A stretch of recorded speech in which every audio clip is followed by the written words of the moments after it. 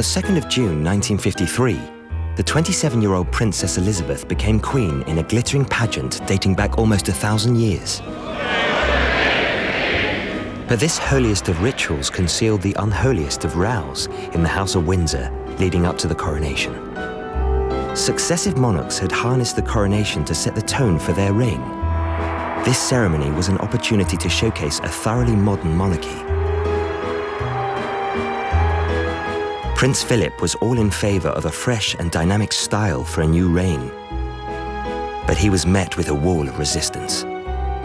There were these sort of forces of tradition and much, much older people really reined up against him.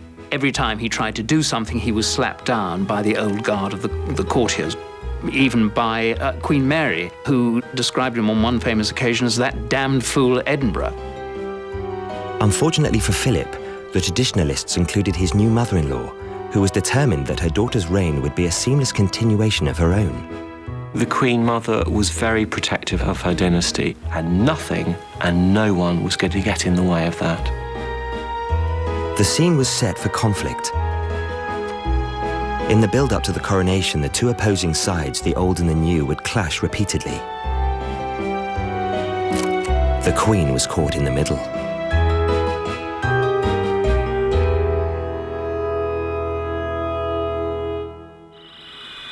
This is London. It is with the greatest sorrow that the King who... On February the 6th, 1952, the BBC announced that King George VI had passed away peacefully in his sleep early that morning. King George VI's premature death at the age of 56 was not only a dreadful loss for his family, for them it marked a traumatic change in their roles and status. The BBC offers profound sympathy to Her Majesty the Queen and the royal family. Elizabeth, aged only 25, was catapulted prematurely onto the throne. Her coronation would not only sanctify her role as monarch, it was to symbolise a new era in British history. There was a lot made of the prospect that this was going to be the beginning of a new Elizabethan age. Churchill made the point himself, and he referred back to the genius of the Tudors and hoped that it was going to occur again. The coronation was to be the perfect tonic for post-war austerity. It showed that a victorious nation had recovered from the Second World War, that peace and prosperity had returned. It also seemed to show that British power was intact. It was a pageant of empire.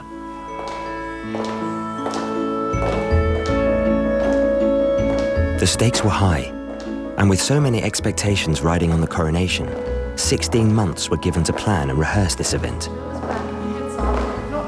But to choreograph the royal family's new roles would be an even more demanding task. And the Queen Mother and Prince Philip found they were moving to very different rhythms.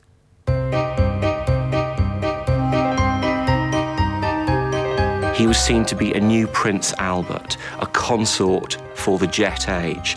The way that he presented himself as a man of science, technology, industry, the future, was part of his own attempt to be taken seriously and to be absolutely at the forefront of how the monarchy was seen. But the Queen Mother saw no need for change and for Philip's jet-age dynamism. She was very much a matriarch. She was determined that what she and her late husband had begun was going to continue throughout the 20th century and beyond. And that was a monarchy of tradition, stability, continuity, and probity. The Queen Mother saw her daughter's coronation as a chance to celebrate this. Who organised the coronation and the way that the coronation was organised was all about maintaining tradition, to present an idea of seamless continuity over the centuries. And the main purpose was to get it as close as possible to the coronation of George VI. The Queen's father's coronation had been a deeply traditional display of majesty and archaic ritual. It boosted the confidence of the monarchy badly shaken after Edward VIII had abandoned his throne to marry Wallis Simpson. The Queen Mother joined wholeheartedly in the effort to restore stability to the crown. They were much better qualified than they realized because they had this very good, stable family relationship.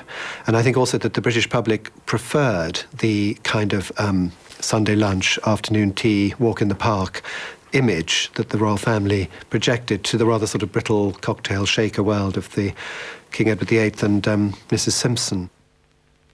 She was charming, she was outgoing, she knew how to talk to people in a very relaxed kind of way. She was a commoner, but she had the magic touch. And people tended to fall in love with her, and I think she did an enormous amount to create the matriarchy which her daughter inherited. She was determined to safeguard the carefully managed image of the royal family that she had projected. On becoming queen, she had turned to London's top society couturier, Norman Hartnell, to rebrand her. And he created her signature look, exuberant layers of crinoline. The new look went on test on a state visit to the style capital of the world, Paris, in July 1938. Unfortunately, 3 weeks before the state visit was to take place, and it was the first state visit of their reign, her mother died. Well, that normally meant court mourning for 6 months. Well, she couldn't really go to that great fashionable city in black, but Queen Mary had actually often worn white in widowhood, and white is also a colour of mourning, and so they interpreted that. And so Hartnell then ran her up this fantastic white wardrobe. Queen Elizabeth left London in black and emerged in Paris in white, and dazzled them all like mad.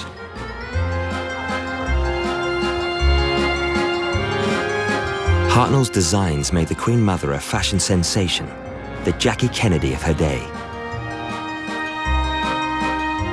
But the new royal chemistry really began to fizz when the Queen Mother met the infamously gay photographer, Cecil Beaton.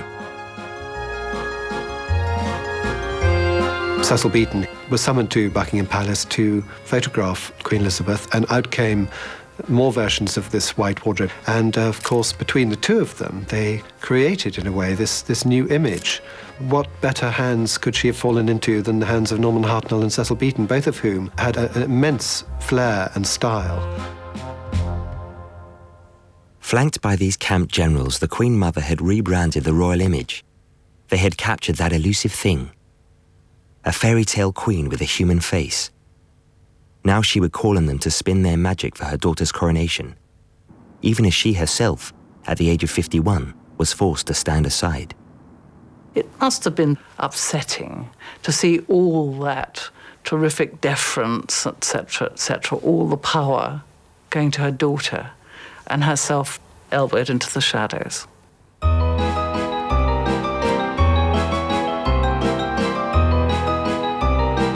Dealing with her new son-in-law's innovative views was also a challenge.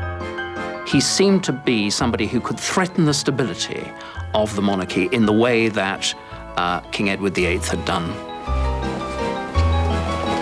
The Queen's husband, with his whiff of modernity and his international family background, was treated with suspicion by the establishment. Who was this young man, Prince Philip? Philip of Greece? Was he a real prince? Where were his parents, for example? His father had died in France during the war. His mother was sort of in Greece, but who were they? His sisters, well, hadn't they all married Germans, and weren't some of those Germans Nazis? He was, to many people, a suspect character, the prince from nowhere. He's got Russian ancestry and German ancestry, and he's completely polyglot. He's very royal, but he is, in a sense, a European. He doesn't really, in a way, come from anywhere. And I think, this sort of sense of being a slightly displaced person, albeit royal, actually explains quite a lot about him. Philip's background didn't help him win the confidence of his mother-in-law. She felt that Philip was, with all these mysterious European connections, he wasn't a sound chap. He was dangerous. I'm not sure he was really her sort